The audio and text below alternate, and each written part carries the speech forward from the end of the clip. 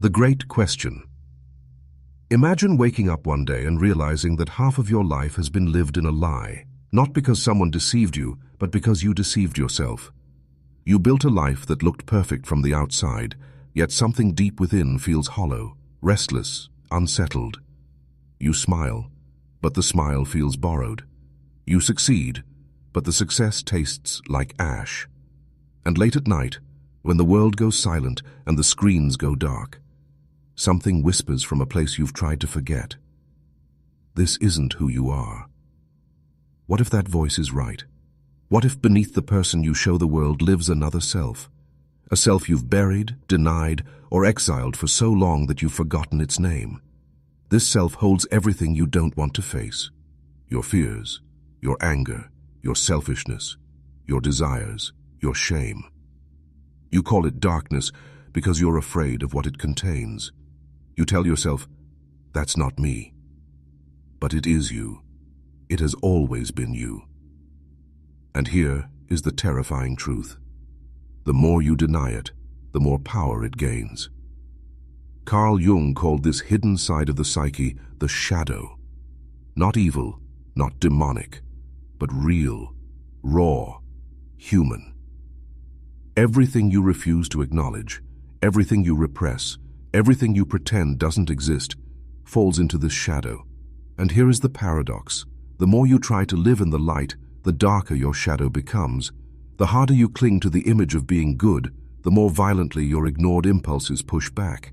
You think you've locked them away, but they slip through in ways you can't control, in anger that erupts without warning, in envy that poisons your relationships, in addictions you can't explain.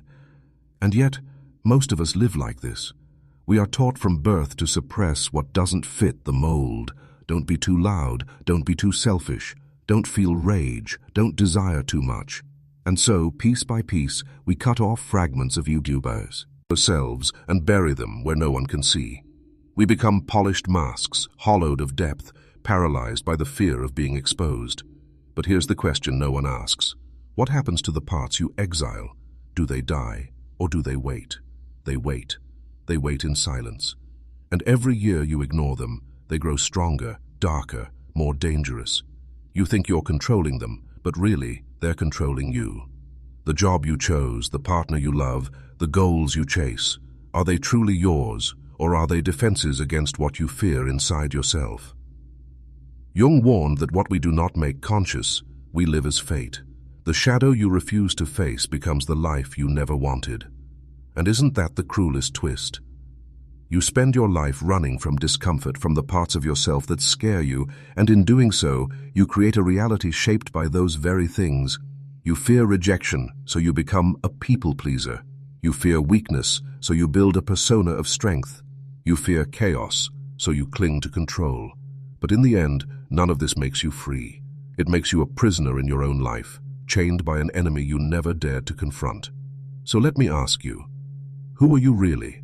Not the version you post on social media, not the role you play at work, not the person who says what's expected at dinner parties. Who are you when no one is watching, when the masks fall and the voice you've tried to silence starts speaking again? And what would happen if, instead of running, you turned toward that voice and said, "Show me who I am"?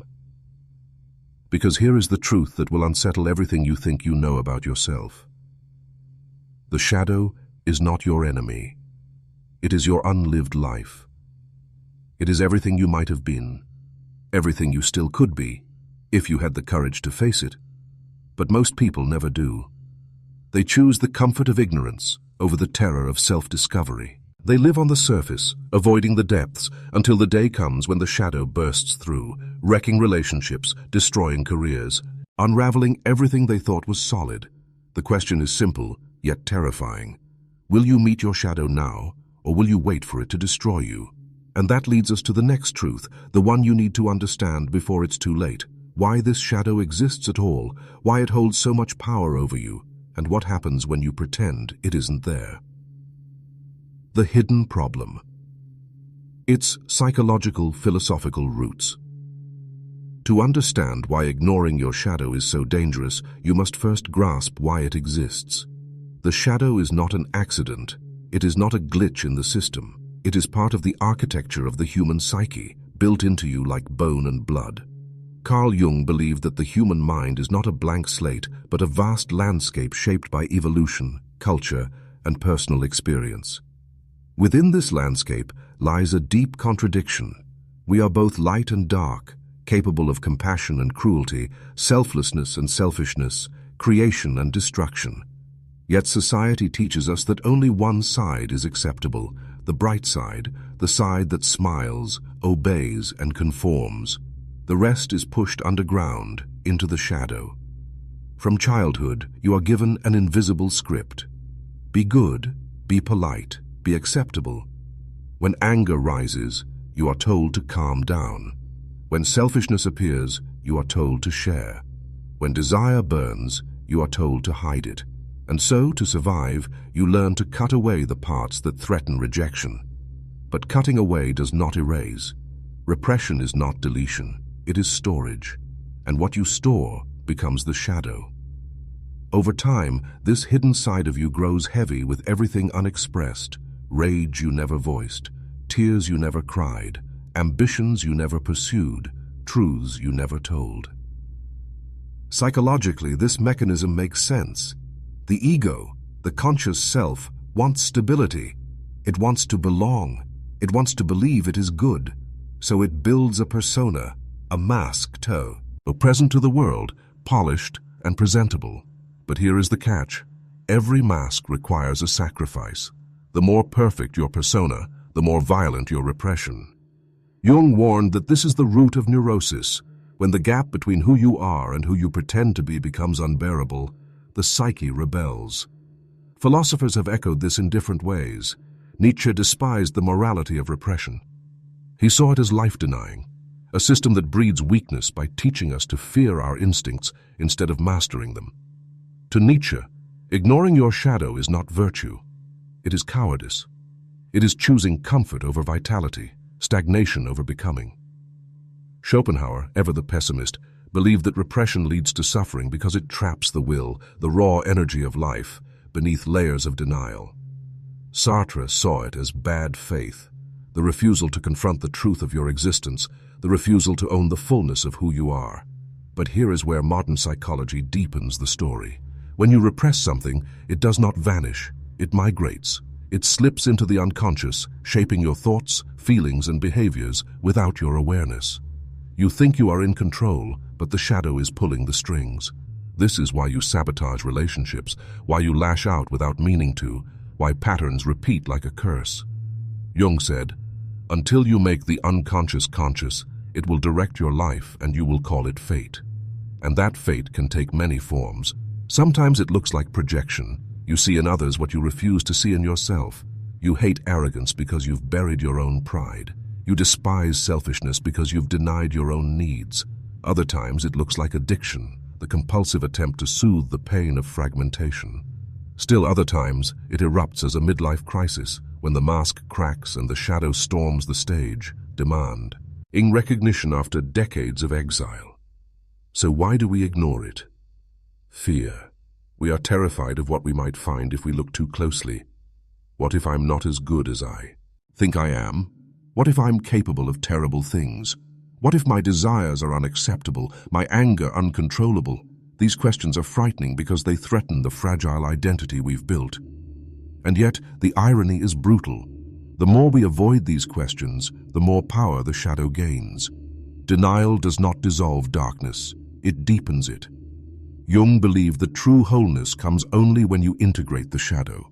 Not destroy it, not deny it, but integrate it, bring it into consciousness, understand it, harness it. Because here is the truth no one tells you. The shadow is not just darkness. It is also light trapped in darkness. It contains not only your flaws, but your potential, your creativity, your passion, your strength. All of these often lie in the very traits you've suppressed. Your aggression, when integrated, becomes assertiveness. Your envy becomes ambition. Your fear becomes wisdom. Everything you need to become fully alive lives in the very place you fear to look. And yet, most people never go there. They live on the surface, clinging to an image of goodness, terrified of the depths.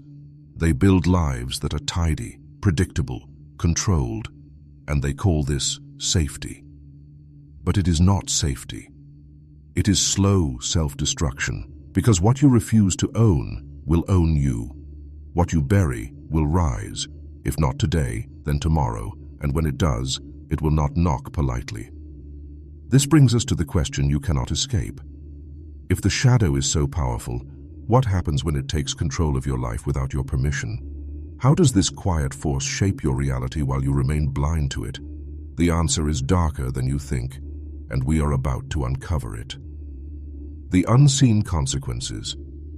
The most dangerous enemies are the ones you cannot see, and the shadow, when ignored, becomes precisely that, an invisible enemy lodged within your own mind.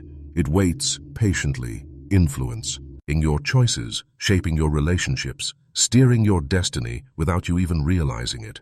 This is why Jung warned so urgently, what you do not make conscious will rule you from the dark. And it does, every day, in ways subtle, insidious, and devastating. First, it shows up in projection. You know this feeling, the sudden irritation at someone's arrogance, the moral outrage at someone's selfishness, the disdain for someone's weakness. You tell yourself it's about them, that your judgment is righteous. But often, it's not about them at all. It's about you.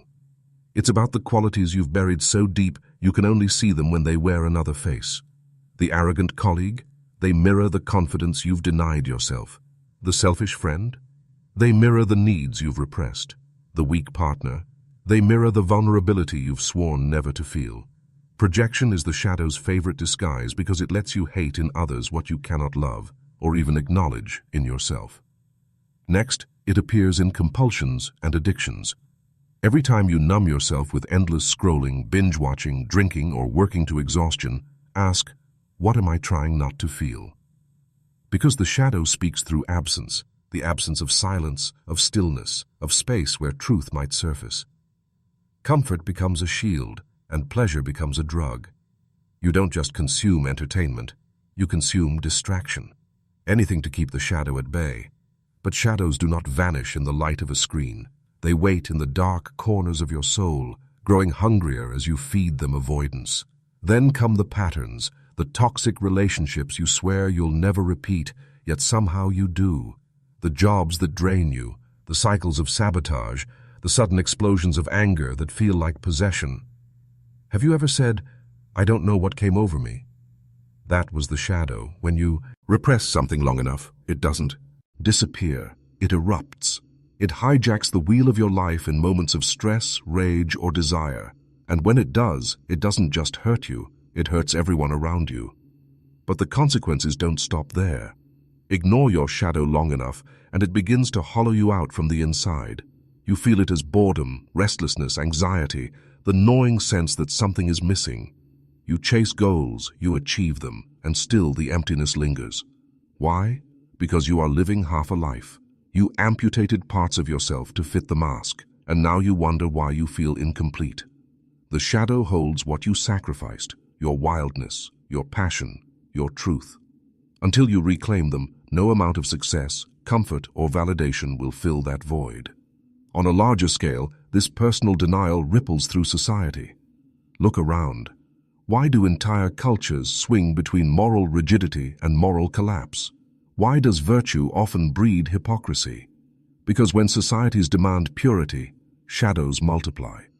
The more we preach perfection, the more we hide imperfection. And what hides, festers.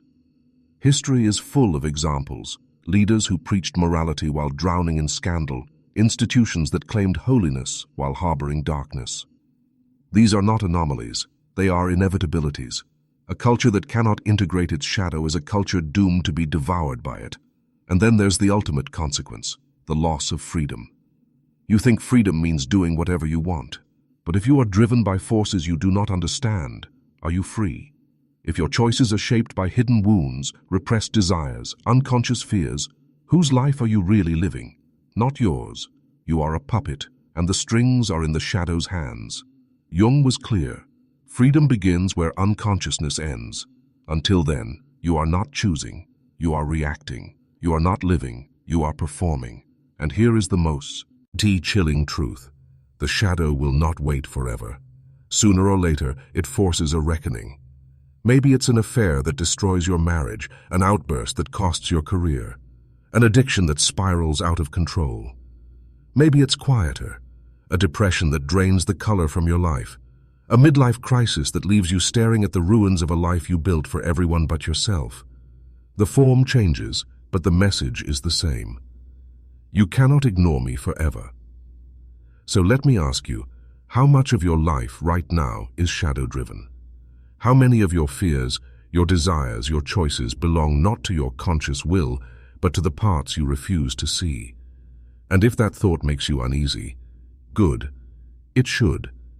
Because denial is no longer an option.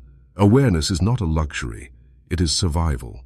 But if all this sounds hopeless, it isn't. Because what the shadow destroys, it can also restore, if you dare to face it. And that leads us to the turning point, the rebellion against everything you've been taught about goodness, safety, and control. It begins with one question that changes everything. What if the darkness you fear is the key to the freedom you crave? The rebellion, how to break free. If the shadow has ruled you in silence, the first act of rebellion is not war, it is awareness. You cannot fight what you cannot see. And here is the paradox. The very thing you have spent your life avoiding is the thing that can set you free. Jung called this process individuation, the journey toward becoming whole. Not perfect, not pure, but whole. Because the goal is not to eliminate the shadow. That is impossible, and even if it were possible, it would leave you lifeless, stripped of depth and vitality. The goal is integration, to bring the shadow out of hiding, to understand it, to give it a seat at the table without letting it take the throne. So how do you do this? It begins with radical honesty, the kind of honesty that feels like standing naked in front of yourself. You start by asking questions most people never dare to ask. What am I pretending not to know about? Myself. What do I criticize in others that I secretly crave? What triggers my anger, and why? Because every strong emotional reaction is a doorway. Every judgment, every obsession, every fear is a clue. The shadow hides in extremes, in what you hate most and in what you desire most but forbid yourself to have. Track these patterns and you will find the map to your shadow. Next comes acceptance. Not justification, not indulgence, but acceptance. You do not fight the shadow with shame. Shame is what built it in the first place. You face it with curiosity. When rage rises, instead of saying, I shouldn't feel this, ask, why is this here? What is it protecting? When envy stings, ask, what does this reveal about what I secretly want? When fear freezes you, ask, what truth is hiding behind this fear? Every emotion is a messenger. If you silence them, you stay blind. If you listen, you begin to see. But awareness alone is not enough. Integration demands expression.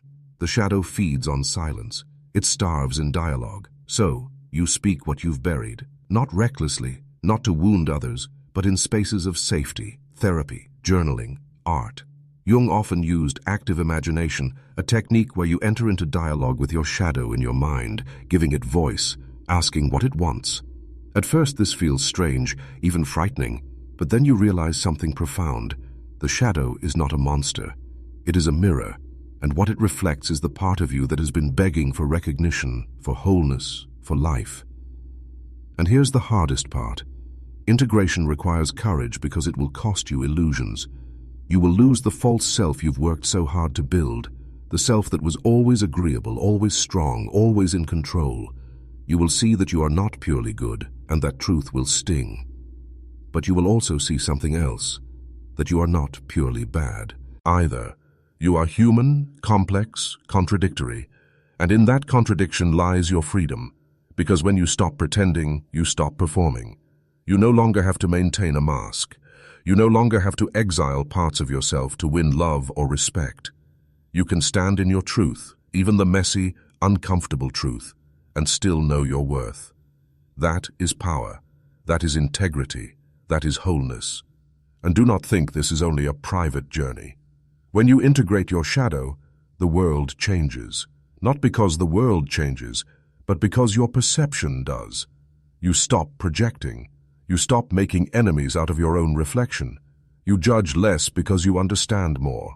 You realize that the darkness you feared in yourself is the same darkness that drives others. And from that understanding comes compassion, not the weak, sentimental kind, but the fierce compassion that sees clearly and still chooses love. But let me be clear, this rebellion will not be easy. It will feel like death, because in a sense, it is the death of the old self, the persona you've mistaken for identity. Jung wrote, "There is no coming to consciousness without pain. You cannot wake up without shattering the dream. But what waits on the other side is worth every fracture: freedom, vitality, depth, authenticity. The things you've been craving without knowing why." So, what does this look like in practice? It looks like leaning into discomfort instead of fleeing it. It looks like owning your anger before it owns you, admitting your envy instead of masking it with fake virtue, acknowledging your desires instead of burying them under duty. It looks like choosing honesty over approval, truth over performance. It looks like saying, "Yes, this too is me." And when you do, something extraordinary happens. The shadow stops being a predator in the dark and becomes an ally in the light. Its energy, once destructive, becomes creative. The aggression you feared becomes strength. The lust you shamed becomes passion. The fear you denied becomes intuition. Everything you thought would destroy you becomes the very thing that saves you. But most will never take this path. They will cling to the mask, worship the illusion, and call it virtue. They will drown in the comfort of denial until the shadow bursts through and burns everything down. Do not be one of them. Rebel. Because this rebellion is not against society, not against others. It is against the lie you told yourself that you could live without your own soul. And now, we arrive at the final revelation, the truth that will not only change how you see the shadow, but how you see life itself. The ultimate truth, the final, most powerful realization. Here is the truth most people will never accept. The shadow you fear is not your enemy. It is your greatest teacher. It is not a curse. It is a compass, pointing toward the parts of you that long to be whole. And if you ignore it, you will never know who you really are. Jung said, "One does not become enlightened by imagining figures of light, but by making the darkness conscious." Read that again. Enlightenment does not come from fleeing your darkness, from drowning yourself in affirmations and positivity. It comes from turning toward the very things you've buried and saying, "I see you." The ultimate truth is this: you cannot live a full life by cutting yourself in half. You cannot experience joy if you banish pain. You cannot know love if you deny hate. You cannot taste freedom if you refuse to walk through fear. Wholeness is not purity, it is integration. It is the marriage of opposites, the light and the dark, the noble and the shameful, the saint and the sinner within you.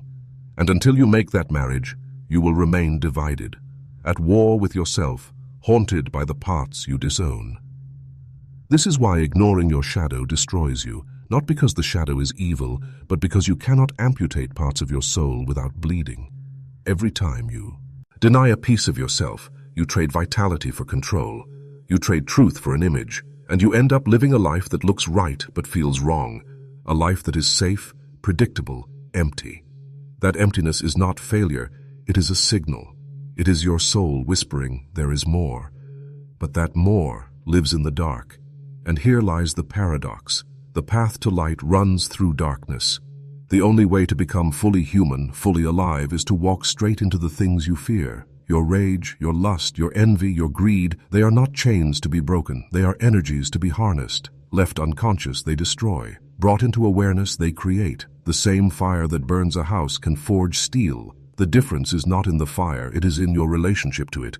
But you will resist this truth because it dismantles everything you've been taught. You've been told to be good, to be nice, to stay in control. You've been told that darkness is dangerous, that you must suppress it to stay safe.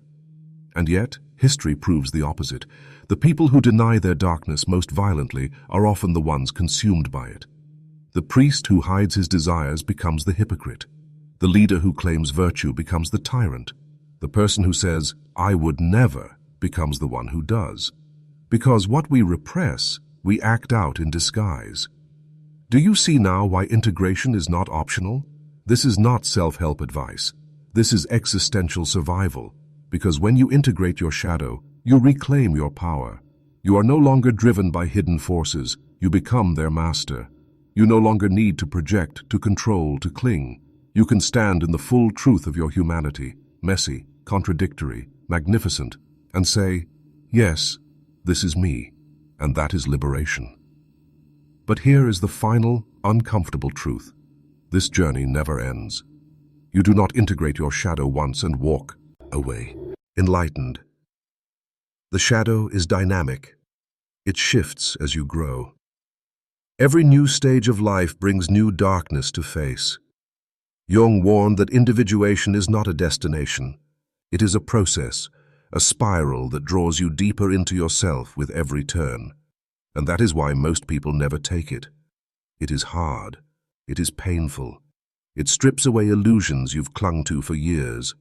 But on the other side of that pain is something worth everything: authenticity, depth, freedom, the kind no one can give you and no one can take away. So let me leave you with this. What are you running from? What truth have you buried so deep you pretend it does not exist? And what would happen if, for once in your life, you stopped running and turned toward it? Would it destroy you, or would it set you free? Because here is the ultimate paradox. The thing you fear most holds the key you need most. The life you dream of, the strength, the love, the purpose, the vitality. It does not live in the mask you've been polishing. It lives in the places you've been taught to avoid. And if you dare to go there, if you dare to walk into that cave of darkness, you will discover what Jung hinted at in one of his most profound truths. The gold is in the dark. Everything you seek is there, in the shadow, waiting. So the question is not whether you have a shadow. You do. The question is, will you meet it willingly, or will you wait until it tears your life apart to be seen? The choice is yours, but choose wisely, because the cost of ignorance is destruction, and the reward of courage, the reward of integration, is everything.